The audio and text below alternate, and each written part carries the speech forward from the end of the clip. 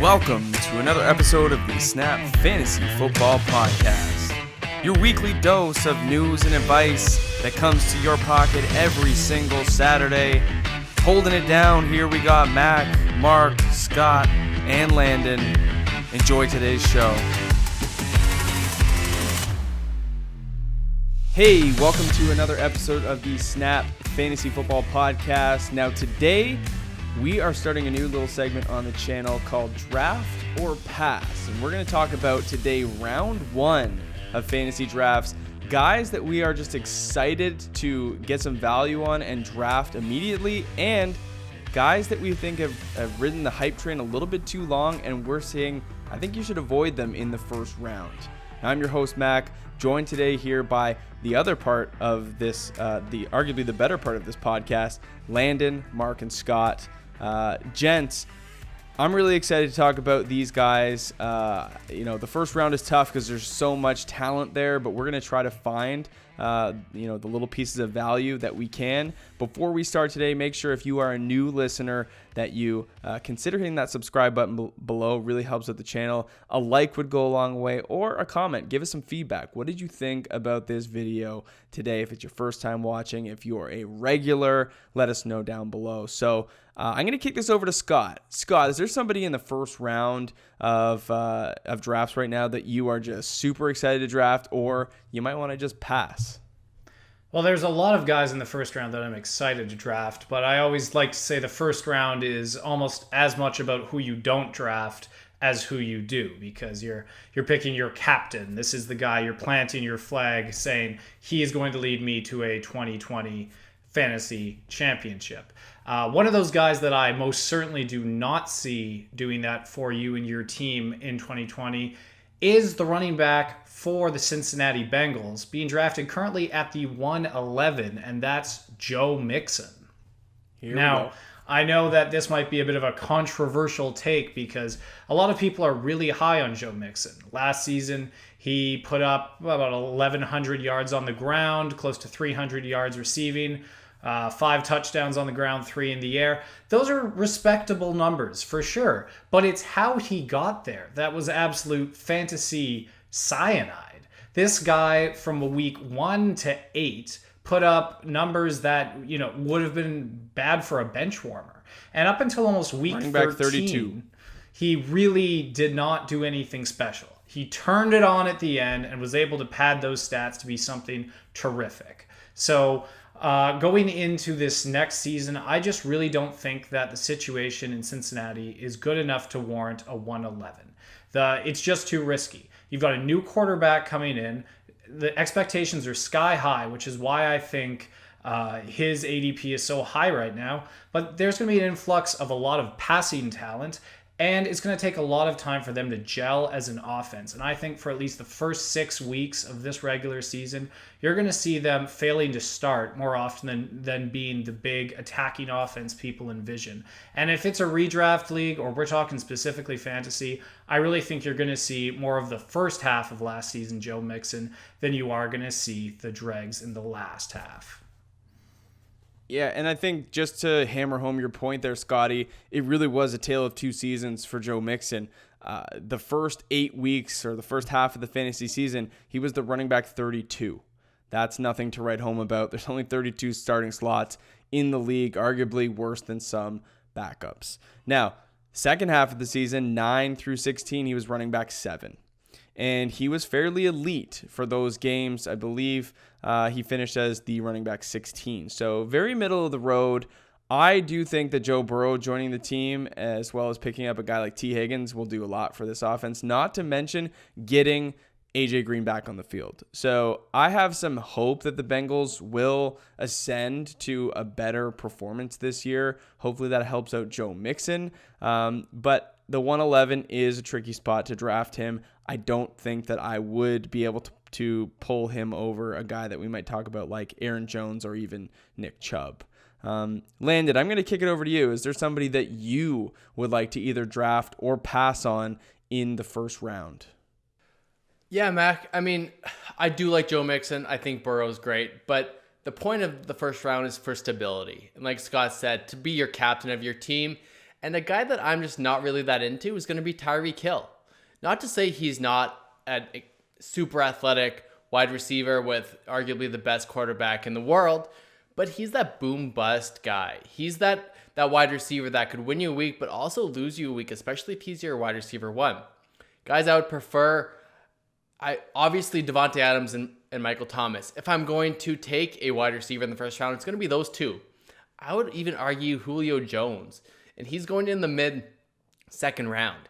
His targets are the kind of targets that you want if you're in any kind of PPR league. I'm not concerned about the touchdowns with Julio. It's Tyreek Hill that could really lose you the week that needs to get you into the fantasy playoffs.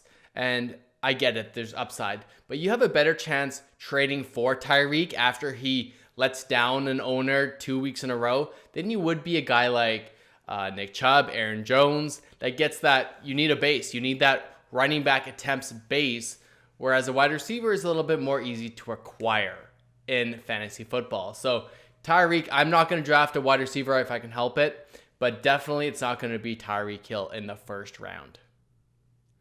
Yeah, Lando, and I would tend to agree with you on that one. I just see the wide receivers in the first round, Michael Thomas, DeAndre Hopkins, Devontae Adams, all a step above Tyreek Hill, and it's not for potential or situation. I do think he's in the best situation, but it's that volatile play style. If you're a team that likes to swing for the fences and put up monstrous weeks or duds, if that's the style you like to play, Tyreek's your guy. But for me, I'm kind of like Landon. I would rather have, the Devontae Adams and Julio Jones of the world that I can count on 8 to 12 targets a week and build some floor that way. So I don't disagree with the Tyreek Hill play. I mean, he's also probably going to go behind those three guys. And so a little bit of a run of wide receiver has happened. I would be happy to pivot and go running back if that were the case. Marky, give us your draft or pass candidate here for the first round.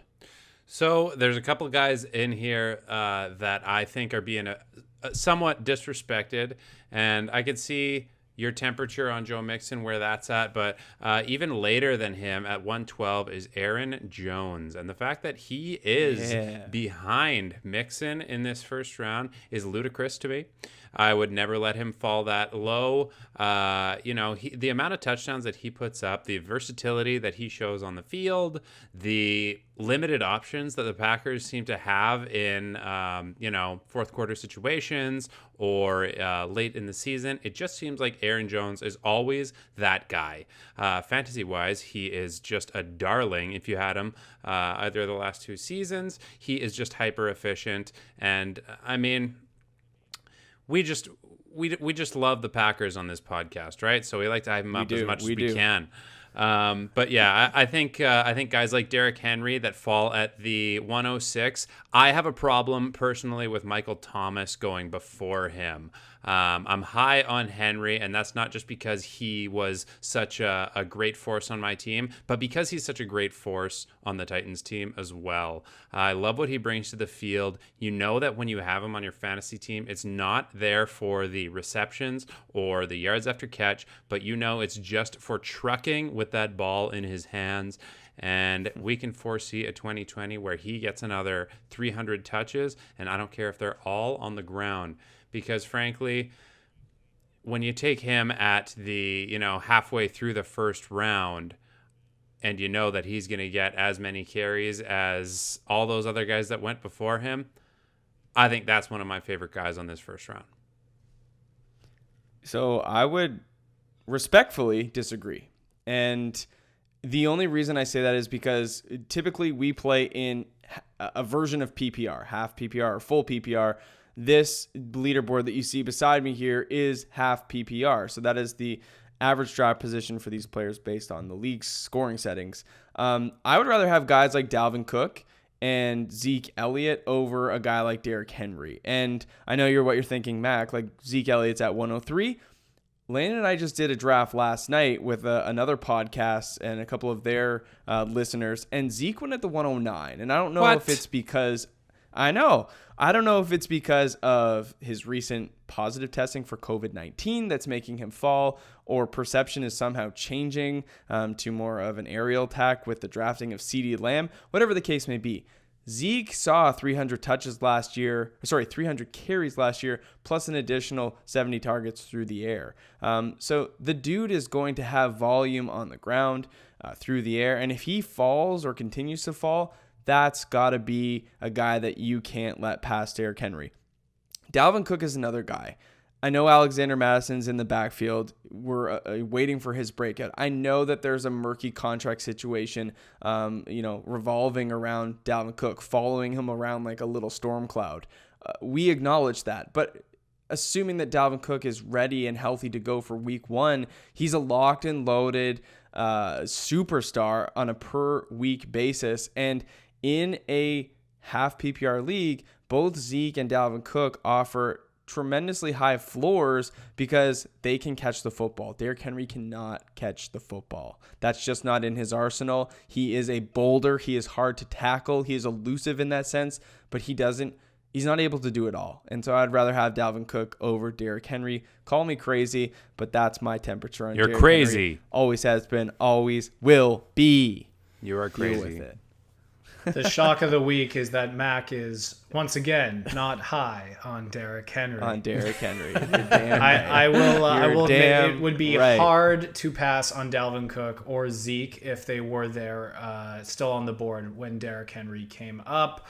Though I will make the case for if there is a guy that you're going to put your chips in on, and I will most likely be doing that at some point this season, at least in redraft, I think Derrick Henry's in for a massive 2020. I talked about it for hours in one of our older videos. I think the situation in Tennessee is the same as it is last year. They clearly wanted to keep things the same. They extended Tannehill, and I really just think he's the heart and soul of that offense. So I do think maybe it'll be through the air. Maybe he'll keep passing the football for touchdowns in clutch situations. Maybe he'll just bust off 2 or 3 90-yard runs, and you have to hope they're the right weeks, I should say, running after catch. But I get why you won't pass on Dalvin or Zeke, and I think that is probably the smart approach. But I do think it might be closer than you think. I think that Henry is going to have another king season. Standard league, Derrick Henry is king, but we're talking a PPR or half PPR, and I'm going a different route. So anyways, if you disagree with me, that's cool. If you disagree with any other boys, let us know. Hit us up on social at snap_fantasy on Instagram or Twitter. You can also get our individual handles by following this description. Once again, we are opening up the 2020 Listener League. So all you have to do to get an entry into this league is either subscribe to our YouTube channel by clicking the button below, or subscribing or leaving a review to our Apple Podcast. Leave us a review there and you get another entry. And so we're going to be this Saturday coming up. We drop one every Saturday. We're going to be announcing our first Listener League participant for 2020. You get a chance to take on us and expose our takes. So hopefully you guys enjoyed round 1 of Draft or Pass. Keep your eyes out for our next video, which will be round 2, and we'll see you then. Take care.